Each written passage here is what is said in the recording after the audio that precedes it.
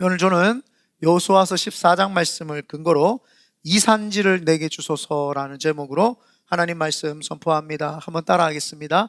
이산지를 내게 주소서.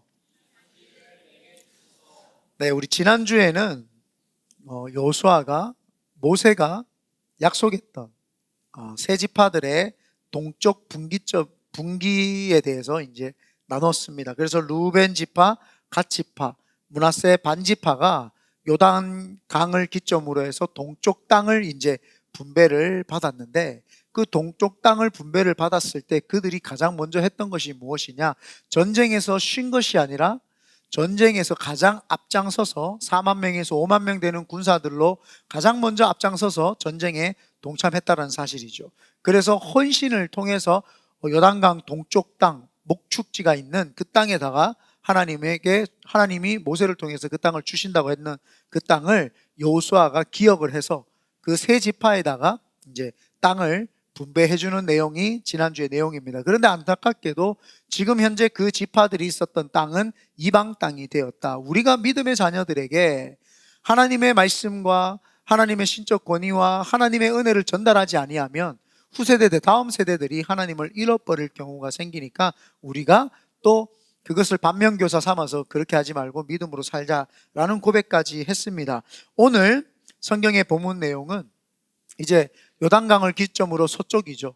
서쪽에 9 반지파가 이제 그 땅을 분배하는 내용인데, 누가 분배를 할지 또 어떻게 분배가 되는지에 대해서 조금 살펴보는 시간입니다. 오늘 성경에 보면은 1절 다 같이 한번 읽어보겠습니다. 시작. 이것은 이스라엘 자손이 가나안 땅에서 받은 기업 곧 제사장 엘르아살과 눈의 아들 여호수아와 이스라엘 자손 지파의 족장들이 분배한 것이니라. 성경에 보면 세 분류의 인물이 나옵니다. 첫 번째, 이것은 이스라엘 자손이 가나안 땅에서 받은 기업 곧 제사장 엘르아살과, 제사장이라는 분이 이제 엘르아살이 나옵니다. 두 번째, 눈의 아들 여호수아와, 그 다음에 이스라엘 자손 지파의 족장들이 분배한 것이니라. 세 부류의 그룹이 나와서 이제 이 땅을 분배를 하겠다라고 이야기를 합니다. 한 번도 가나안 족속에서 가나안 땅을 점령을 할 때 제사장 엘르아살이라고 하는 사람의 이름이 나온 적이 없습니다. 그런데 툭 튀죠. 갑자기 툭 튀어나왔어요. 엘르아살이 누구지? 제사장입니다. 아론의 셋째 아들입니다. 아론의 셋째 아들인데, 모세에게 대제사장 아론이 있었던 것처럼 여호수아에게 옆에는 엘르아살이라고 하는 이 제사장이 있었던 것입니다. 이 엘르아살이라고 하는 사람은 원래 셋째 아들이라고 제가 말씀드렸는데, 원래 첫째 아들, 둘째 아들, 아론의 둘째 아들, 첫째 아들이 있었습니다. 이름이 나답과 아비후입니다. 나답과 아비후가 원래 제사장이었는데 그들이 죽게 됩니다. 왜 죽게 되느냐? 제단에서는요, 불을 지필 때 번제단, 하나님께 제사 드렸던 그 제단에서 나오는 그 불을 가지고 금향료나 여러 많은 촛불에다가 불을 붙여야 됩니다. 그런데 이들이 하나님이 지정해 주신 불로서 제단에다가 초도 켜고 향로도 불을 붙이는 것이 아니라 자신들이 원하는 그냥 불을 가져다 붙였기 때문에 하나님이 진노해서 그들을 그 자리에서 즉사시켜서 죽여버리셨던 거죠. 제사장 중에서 가장 빨리 제사장이 되었다가 가장 빨리 죽음을 맞이한 제사장이 나답과 아비후라고 하는 제사장이죠.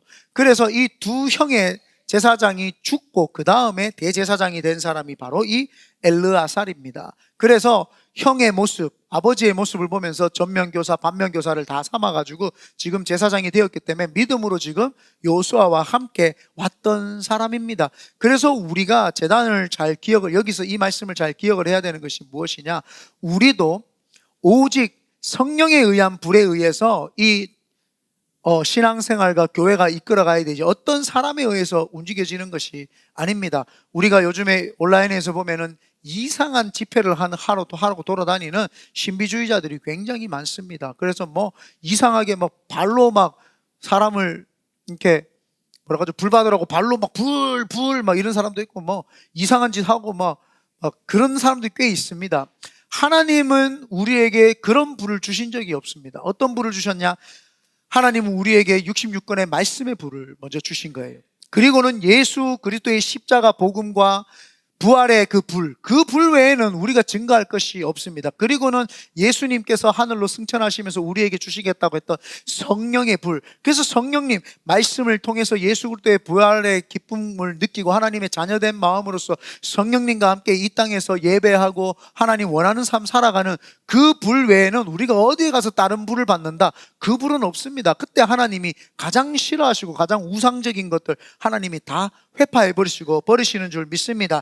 그래서 이 엘르아살이라고 하는 사람이 갑자기 튀어나온 것 같지만 사실은 길갈이라는 곳에서 성막을 짓고 그 성막 안에서 늘 전쟁에 이스라엘 백성들이 나갈 때 중보자 역할을 했고 기도했고 하나님의 음성을 들어서 여호수아에게 이야기해 줬던 사람, 그 사람이 바로 이 엘르아살입니다. 그래서 갑자기 튀어나온 것이 아니에요. 이 여호수아서를 누가 기록을 했습니까? 여호수아가 기록을 했어요. 여호수아가 기록을 했는데 자기 이름을 제일 먼저 집어넣을 수 있잖아요. 그런데 제사장 엘르아살 이름을 제일 먼저 집어넣습니다. 하나님의 질서는 영적인 것이 우선이다. 그래서 이 엘르아살이라고 하는 사람은 종교적 지도자죠. 제사장이라는 사람이 왜 나라의 분기점을 분기를 나눌 때에, 땅을 배분할 때에 왜 이 사람이 제사장이 나타나서 이 땅을 분배를 할까요? 하나님이 질서 가운데 영적 지도자 엘르아살이 가장 중요하다는 거예요. 이 모든 지금 분배 방법에 대해서는 하나님이 개입하고 있다라는 것을 우리에게 은연중에 주는 거죠. 그래서 종교 지도자가 지금 한 명이 등장하고, 여호수아는 뭐예요? 정치 지도자죠. 군사를 움직이고 이 백성들을 호령하고 통치하기 위해서는 이 군사적 또 정치적인 리더십이 필요하죠. 그래서 여호수아가 두 번째 나오고, 세 번째 연합의 리더십들이 필요하죠. 혼자 잘한다고 되나요? 모세가 혼자 그 재판을 하려고 하다가 장인 이드로가 보고, 모세야 너 지금 뭐하고 있냐? 내가 지금 백성들 재판하는데 힘들어 죽겠습니다. 너 이거 잘못됐다. 재판은 네가 송사를 다 담당하는 것이 아니라 10부장, 50부장, 100부장, 1000부장을 둬서 나누라고 하는 거예요. 일은 나누라고 하는 거예요. 그래서 10명의 문제는 10부장이 담당을 하고, 50명의 문제는 50부장이 담당을 하고, 1000명의 문제는 1000명이 담당하고, 그래도 문제가 안 풀리면 네한테 오면 되니까 이렇게 조직에 대한 그것들에 대해서 잘 해라. 그래서 이 9 반지파의 리더십들이 나와서 함께 제비를 뽑았던 거죠. 그러니까 연합의 리더십들이 왔다라는 겁니다. 교회라고 하는 것도 운영이 될 때에 제가 우리 교회의 성도들에게 자주 이야기했던 것 중에 우리 교회가 움직이는 게 세 개다. 기능적인 역할을 하는 목회자들은 기능직을 수행을 하죠. 죄송합니다. 기능직을 수행을 하고, 또 우리 남녀 선교회가 기능직을 이제 담당을 합니다. 그래서 교회에 돌아가는 행정이나 이런 것들은 목회자들과 남녀 선교회가 기능직을 담당을 하고, 예배를 통해서 하나님께 나아간다. 그 찬양팀들이 예배직을 가지고 있죠. 그리고는 영혼 케어하는 거. 원래는 우리가 셀장들을 둬서 셀 했는데 가정교회로 바뀌면서 지금 현재로는 목회자들이 셀장 역할을 하죠. 영혼 담당직. 그래서 이 세 개직이 교회를 움직여 가야 되는 거죠. 아무리 막 기능적으로 뛰어나고 막 오르가니제이션 조직이 잘 되어가지고 운영이 된다고 해도 거기에 예배를 담당하는 아주 영감 있는 예배자들이 없다면 이 교회는 무너지고 말 것입니다. 아무리 영감 있는 예배가 있다고 해도요, 영혼을 케어할 수 있는 리더십들이 없다면 교회는 또 무너지게 되어 있죠. 아무리 교회가 영적 그 리더십들이 영혼을 잘 케어하고 찬양이 예배가 뛰어나도요, 행정이 수반되지 않으면 그 교회는 또 무너지게 되어 있죠. 그래서 이 세 가지의 삼권이 잘 균형을 잡고 밸런스를 잡아서 갈 때에 교회도 건강해지는 거죠. 보기에는 담임 목사가 늘 앞에 나와가지고 막 이야기를 하는 것 같지만 사실은 토요일마다 교육자 회의가 있고 그 회의에서 한 달치를 회의를 하고 난 다음에 나온 그대로 사실은 진행을 쭉 해나가죠. 그리고는 큰 일이 있을 때는 이제 저희가 토요 모임이나 모여가지고 모든 사람들에게 의견을 또 듣기도 하고, 그래서 어떻게 하는 게 좋겠냐라고 이야기를 하죠. 교회는 담임 목사에 의해서 움직여서도 안 되고요, 어떤 입김이 있는 힘이 있는 사람의 발언에 의해서 움직여서도 안 되고, 누가 들어도 참 좋고 정말 괜찮다라는 그 이야기가 들려질 때 그때 우리가 역사하는 줄 믿습니다. 그래서 하나님께서 이 여호수아에게 그 요단강 왼쪽 편에 그 땅을 분배를 할 때에 여호수아가 리더십이니까, 야, 내가 그래도 하나님의 음성을 듣고 하니까 제가 제비 뽑아서 나눌게요. 이렇게 이야기해도 아무도 할 말이 없어요. 또 모세로부터 정확한 리더십을 이어받았기 때문에 여호수아에게 어느 누구도 대항할 수 있는 존재가 없습니다. 그런데 여호수아는 그렇게 하지 않고 대제사장을 먼저 엘르아사를 세우고 자기는 영적 리더십이 아니라 정치적인 리더십이기 때문에 두 번째로 오고 연합 리더십까지 해서 이 세 명과 함께 공정하면서도 질서 가운데 이것을 진행하고 이제 진행을 하면서 이 제비 뽑는 일을 했다는 거죠. 근데 누가 이제 제비를 뽑았는지는 나오지만 어떻게 제비를 뽑았냐는 겁니다. 오늘 2절 다 같이 한번 읽어보겠습니다. 시작. 여호와께서 모세에게 명령하신 대로 그들의 기업을 제비 뽑아 9지파와 반지파에게 주었으니, 제비를 뽑는데 이스라엘에는 제비 뽑는 방식이 있어요. 그냥 실 뭉탱이 잡고 한 개 아무나 뽑으세요, 뭐 이런 개념이 아니라 항아리를 2개를 이렇게 놔둡니다. 그러면 항아리 하나에는 자갈 돌 같은 거를 이제 9개 반을 준비를 해서 이름을 적습니다. 예를 들면 단지파 아니면 갓지파 이렇게 이제 이름을 적어서 다 여기 집어넣고, 한쪽에는 분배했던 땅의 이름을 다 적습니다. 그래서 집어넣습니다. 그래서 손을 집어서 딱 했더니 갓지파가 딱 나오면은 갓지파가 이번에는 이쪽을 뽑으세요. 그럼 이쪽을 딱 뽑으면은 이제 땅이 딱 분배가 됩니다. 그래서 이 매칭이 딱 되었을 때에 그게 자기들의 땅이 되는 거죠. 이거는 그냥 운명론을 받아들이자라는 것이 아닙니다. 이야, 이거는 운명이다, 우리가 그냥 운명에 맡겨야지 인생을, 그런 개념이 아니라 여기에는 하나님을 믿는 믿음 안에서 제비를 뽑았던 거죠. 하나님이 우리 지파에다가 가장 중요한 땅을 허락하셨을 것이다. 그래서 하나님께서 연약하고 부족한 자들에게 좋은 땅을 주시고, 또 강하고 또 리더십이 있는 자들에게는 좀 더 척박한 땅을 줘도요, 리더십이 있는 사람들은요, 척박한 땅을 줘도 잘 가꿀 수 있는 리더십이 있어요. 그러니까 하나님께서 인구수에 맞춰서, 그들의 헌신도에 맞춰서, 그들이 함께 하나님 앞에서 나아가는 군사적인 어떤 그 수요에 맞춰서 하나님이 제비를 뽑았을 때에 가장 적합하게 그 땅을 허락을 해 주셨다라는 것을 믿음으로 그것을 받아들이고 믿었던 것입니다. 그래서 그 사람들이 땅을 분배할 때에 누구도 거기에서 이설이 없어요. 공정하게, 공평하게 그 땅을 다 나눴다고 이제 생각을 하고 나아가는 것이죠. 그런데 왜 9지파 반이 되느냐? 왜 9지파 반이 되냐? 목사님, 성경에 보니까 레위 지파는 3절, 이는 2지파와 반지파의 기업은 모세가 요단 저쪽에 주었으며, 2지파를 주고 반지파를 줬어요. 그리고는 이제 3절에 보니까 레위 자손에게는 그들 가운데에서 기업을 주지 아니하였으니, 목사님 12지파 가운데 레위 지파가 빠지면 11지파가 돼야 되는 거 아닙니까? 근데 성경에 어디에도 찾아봐도 요셉 지파가 없네요. 자, 레위 지파가 빠지고 요셉 지파가 빠지면 10지파가 돼야 됩니다. 그런데 왜 12지파가 되지요? 레위 지파가 빠지고, 레위 지파는 예배 드리는 지파가 되고 요셉 지파는 언급도 없는데, 야곱이, 요셉이라고 하는 자신의 아들이, 11번째 아들이 애굽에 팔려가서 그 애굽에서 그가 국무총리가 되고 이 가문 전체를 살려냅니다. 그래서 야곱이라는 할아버지가 생각할 때 너무 기뻐서 그 손자들을 데려다가 므낫세와 에브라임이라고 하는 요셉의 아들 둘이를 데려다가 둘이에게 어금 맡겨서 축복을 해줍니다. 작은 자에게 오른손으로, 큰 자에게 왼손으로 축복을 해줍니다. 그래서 2개의 축복을 딱 해주면서, 요셉은 기여한 공로가 크니까 2지파를 가져라고 해서 요셉 자기는 빠지고 자신의 아들 둘이가 2지파에 들어갑니다. 그래서 므낫세와 에브라임이라고 하는 지파가 이름이 들어가죠. 그런데 정확하게 따지면 3지파가 되는 거예요.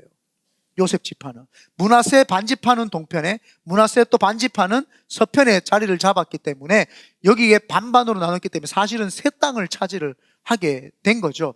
그래서 하나님이 요셉을 기억하사, 그러니까 10지파 중에서 므낫세와 에브라임이 들어가면서 12지파가 이제 형성이 되었던 것이죠. 그래서 하나님께서 축복을 허락하실 때에 4절에 보면은, 이는 요셉 자손이 므낫세와 에브라임의 두 지파가 되었습니다.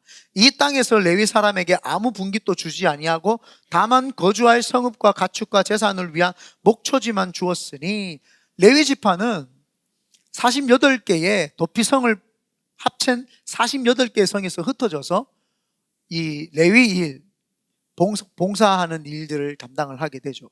그러면서 거기에서 11조를 냈던 것들을 그들이 받아다가 그들을 연명하면서 살았는데, 목축지와 조금의 양은, 조금의 동물들은 가지고 있었습니다. 왜냐하면 혹여나 11조라는 것이 들쑥날쑥할 수 있잖아요.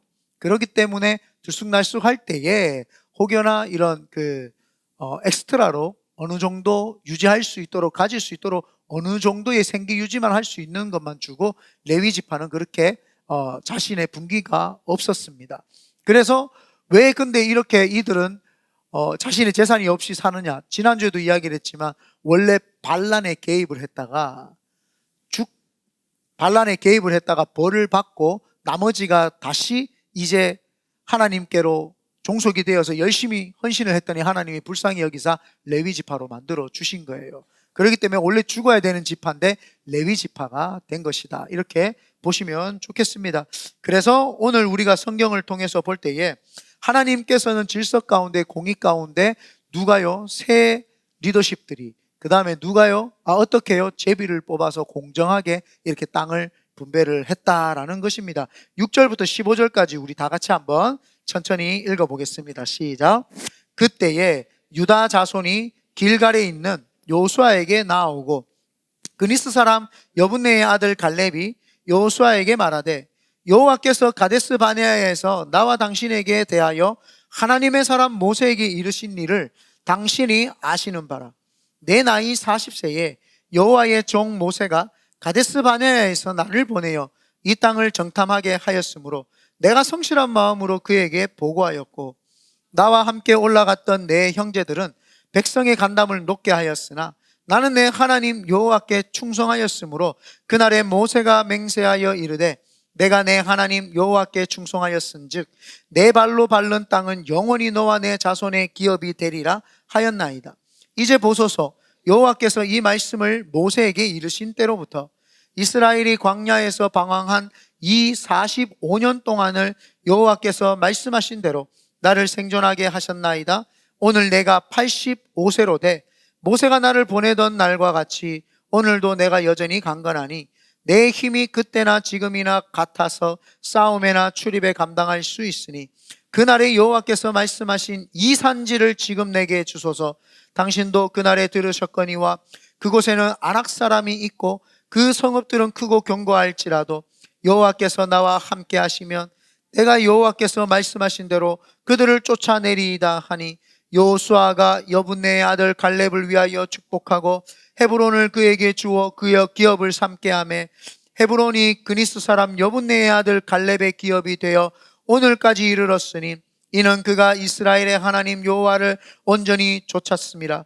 헤브론의 옛 이름은 기랏 아르바라.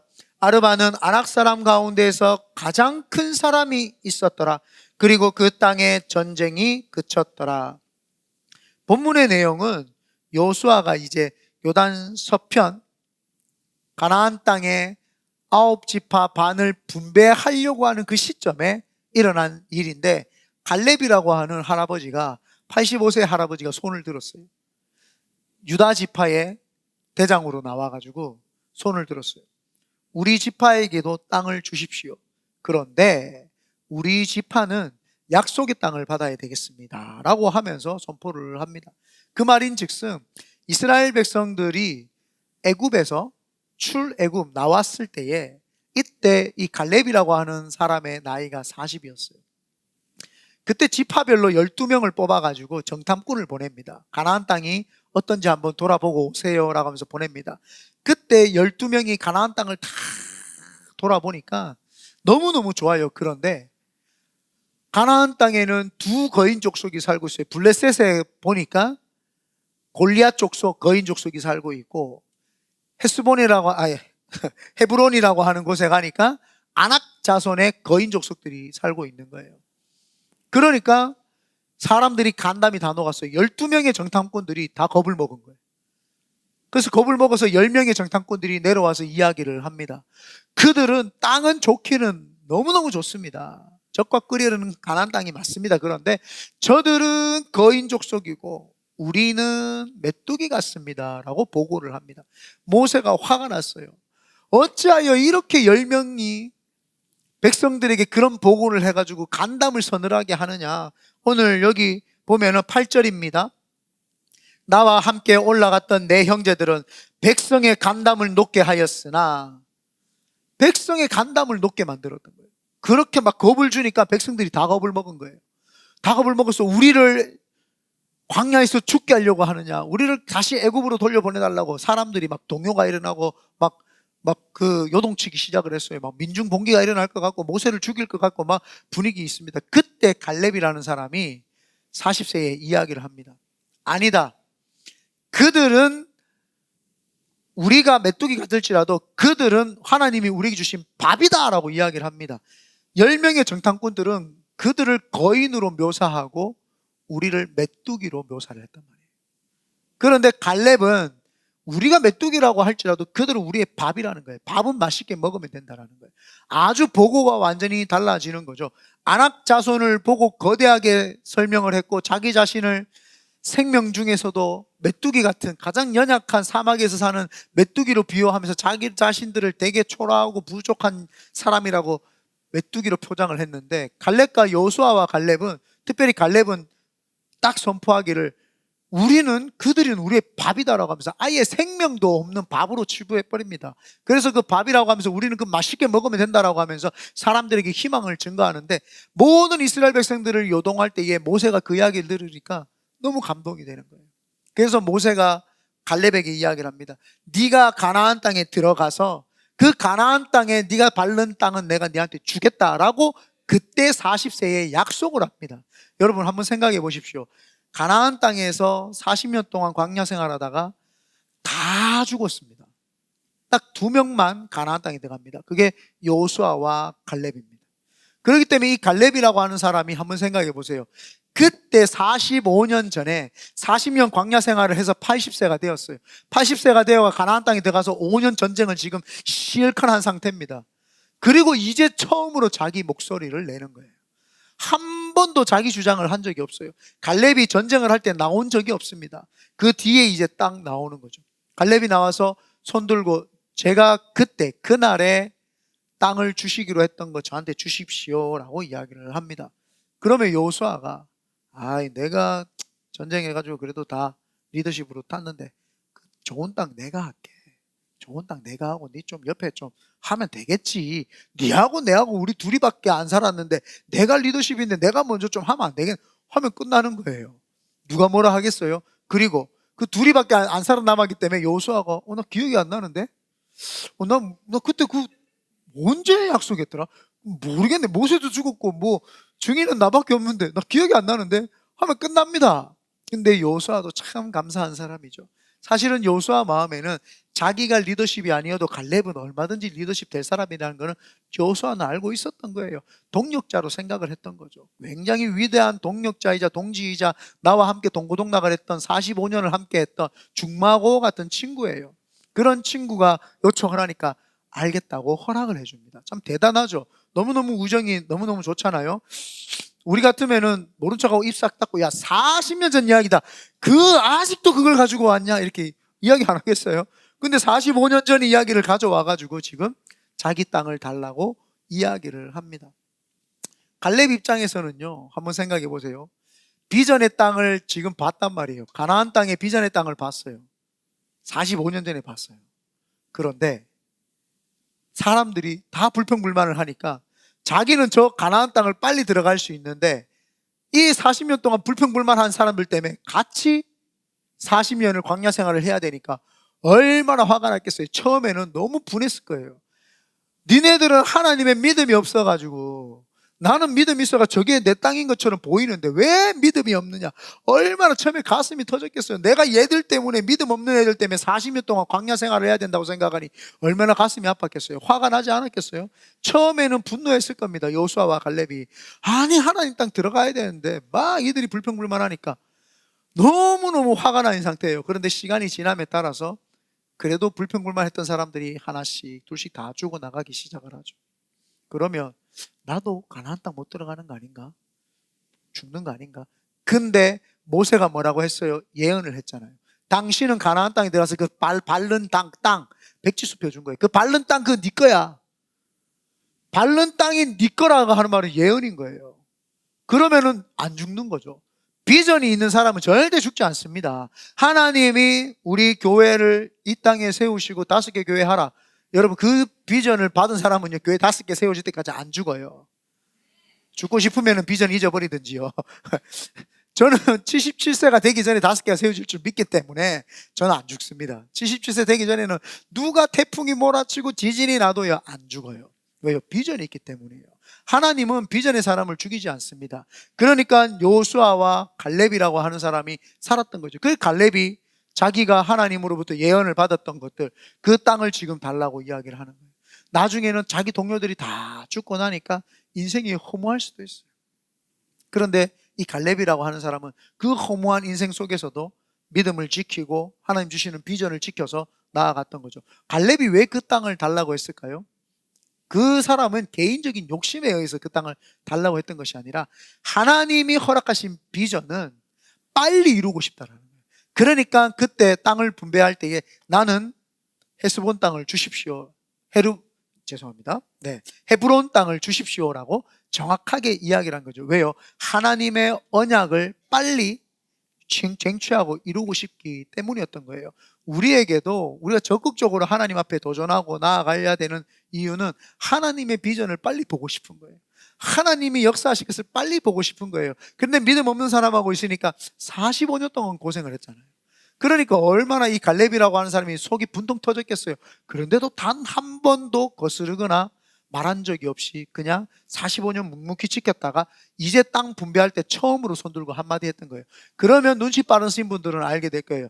정확하게 땅 분배는 8지파 반지파가 분배를 한 거예요. 제비를 뽑았던 거예요. 이 갈렙은 자기가 허락했던 땅을 달라고 지금 손들어서 지금 받는 거예요.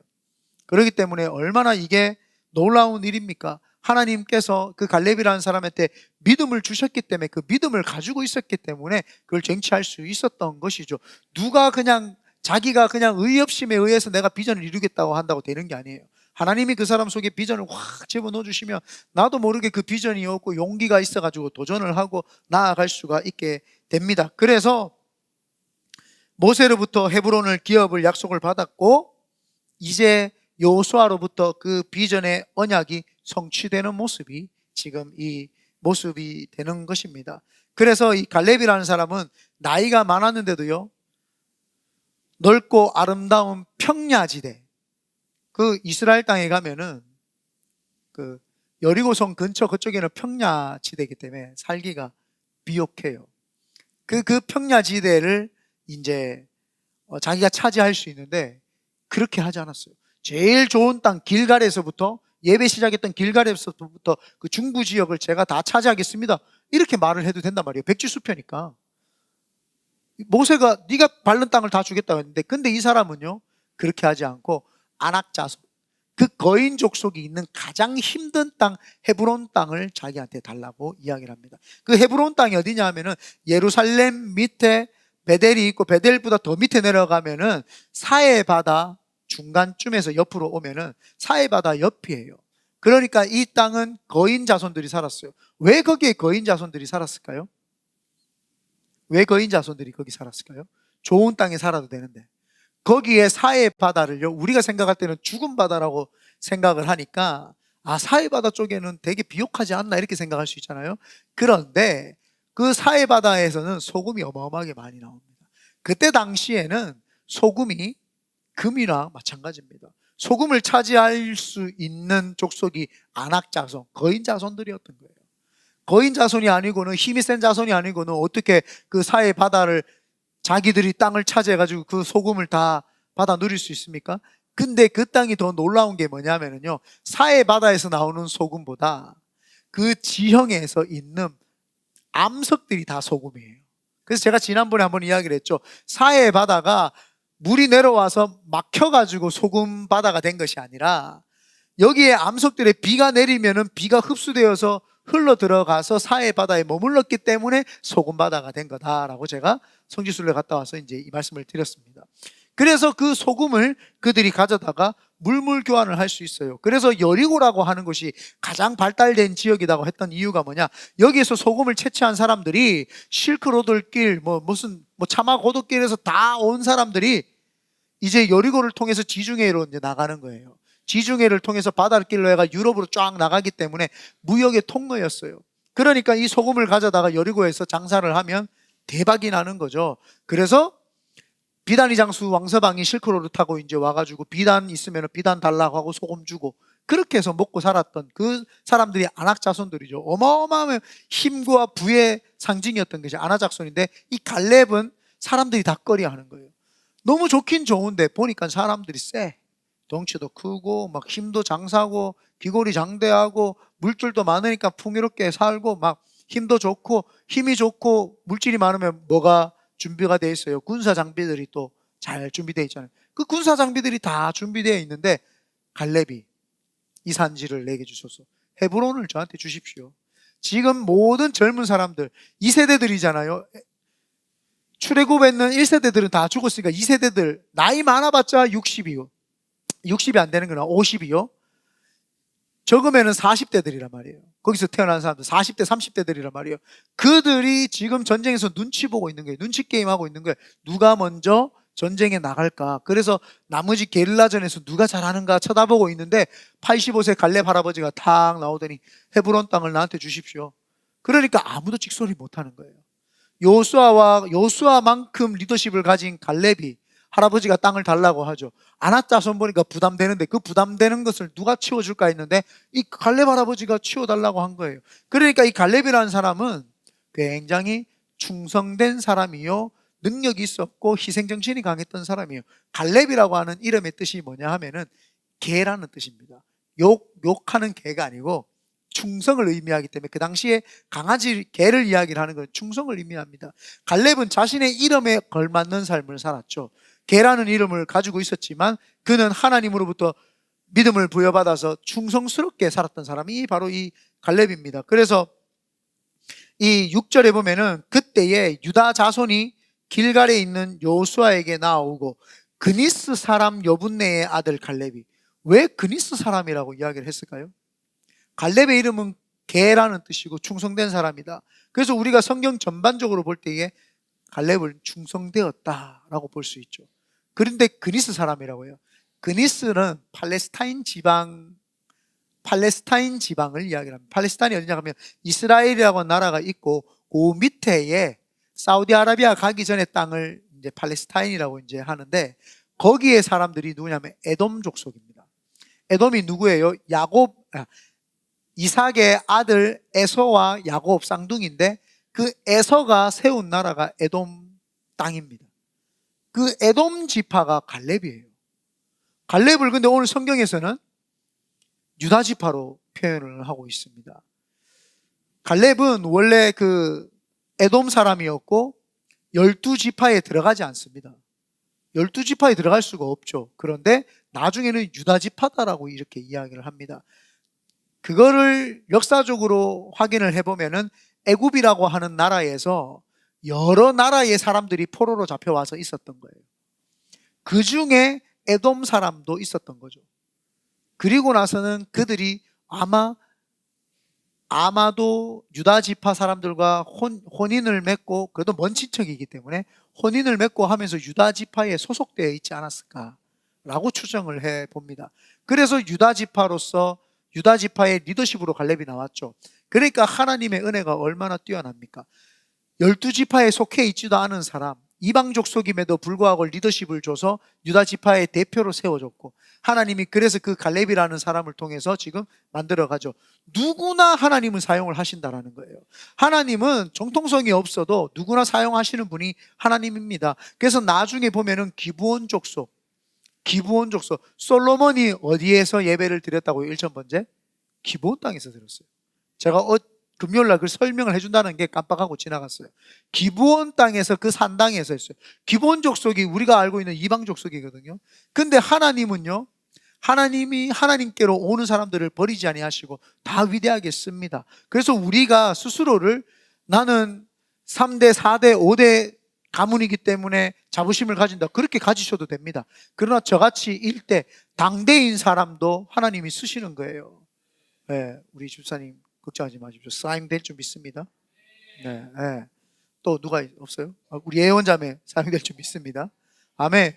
당대에 하나님이 나를 쓰셔서 목사로 쓰시는 것처럼 여러분들 하나님 3, 4대 여호수아 같은 족속도 쓰지만 이 갈렙도 쓰는 거예요. 엘르아살에, 아까 엘르아살이 누구라고요? 제사장이죠. 그분의 손자가 누군지, 손자 저 먼 손자가 누군지 알아요? 제가 늘 기도해 주는데 여러분들에게 지혜를 구할 때 에스라입니다. 에스라. 엘르아살의 저 먼 손자가 이제, 뭐 성경을 좀 알아야지 하는데, 그죠? 이게 그렇게 다 맥이 다 이어집니다. 그래서 위대한 가문도 하나님이 쓰시지만 초기 가문도 하나님은 쓰신다. 그렇기 때문에 누구나 낙심하지 말고 나도 쓰임 받을 수 있다라는 자신감을 가지시길 바랍니다. 그래서 갈렙이라고 하는 사람은 85세에도 불구하고 아무도 가려고 하지 않았던 그 어려운 땅, 아낙 자손들 땅을 제일 먼저 희생하면서 갔던 사람. 그리고는 85세의 나이인데도 불구하고요, 제일 용감하게 그들을 쳐 부서뜨리고 무너뜨렸어요. 15절 말씀이 너무너무 멋있습니다. 다 같이 한번 읽어보겠습니다. 시작. 헤브론의 옛 이름은 기랏 아르바라. 아르바는 아낙 사람 가운데에서 가장 큰 사람이더라. 그리고 그 땅에 전쟁이 그쳤더라. 갈렙이 가면 뭐 전쟁이 어디 있습니까? 다 그쳐버리죠. 그러고 나서는 사사기로 가면은 사사기에 제일 먼저 쓰임 받았던 1호 사사가 갈렙 집안의, 갈렙의 그 조카이자 갈렙의 사위가 이제 사사기에서 첫 번째로 이제 등장을 하게 되는 거죠. 그리고는 갈렙은 충성된 사람이었고, 그리고 갈렙은 희생적인 사람이었다. 우리가 믿음으로 살아갈 때 아무도 희생을 누가 먼저 하려고 하지 않을 때가 많아요. 그런데 하나님께서는 우리에게 희생하는 자들을 통해서 역사를 하시는 줄 믿습니다. 그리고 요단강을 건널 때에 하나님께서 우리에게 첫 발을 내딛었을 때 어떤 역사를 했어요? 그 모든 아담성까지 물이 싹 없어졌습니다. 근데 뒤에 걸어오는 마른 땅을 건넜던 이스라엘 백성들은 누가 여기에 요단강이 있었는지도 몰라요. 누군가의 헌신과 희생을 통해서 우리 자녀들은 잘 되는 역사가 있는 거죠. 우리가 하나님 은혜 가운데 이 베이 지역에서 놀라운 교회를 세우고 나면은 자녀들은 그냥 그 좋은 교회에서 뛰어놀고 막 신바람나게 성령 받고 기도하고 그렇게 해요. 찬양하고. 근데 그들은 이게 어떻게 된지 모르죠. 왜 이게 있었는지.